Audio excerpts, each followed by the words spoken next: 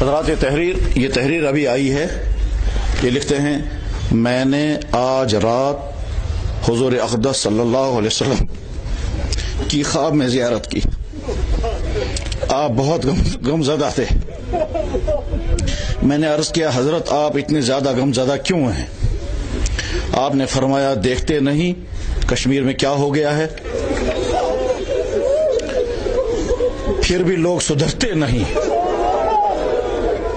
پھر آپ نے بڑے جلال کے ساتھ فرمایا اس ساری قوم کو بتا دو جب تک نہ اللہ کے دین کے لیے میرے بیٹے سید علی ہمدانی کی طرح گھروں کو چھوڑو گے نہیں تب تک تم نجات نہیں پا سکو گے، نہ ہدایت پر آ سکو گے.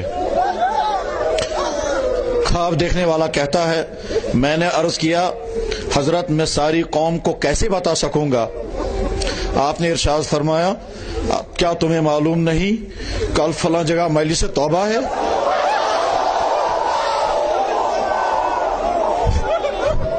وہاں پر جاؤ اور بتا دو.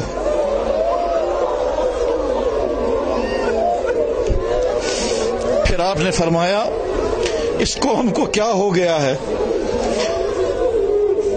کہ اس قوم کو اذان کے بعد میرے لیے دعا مانگنا بھی بوجھ بن گیا. کیا میں ان کے لیے ساری عمر دعائیں نہیں مانگتا رہا؟ تیسری بات آپ نے فرمائی جو لوگ کل توبہ کرنے کے لیے آئیں گے وہ 2 رکعت صلاۃ التوبہ پڑھیں اور پھر توبہ کریں. من جانب اس امت کا سب سے بڑا فاسق و فاجر والسلام علیکم.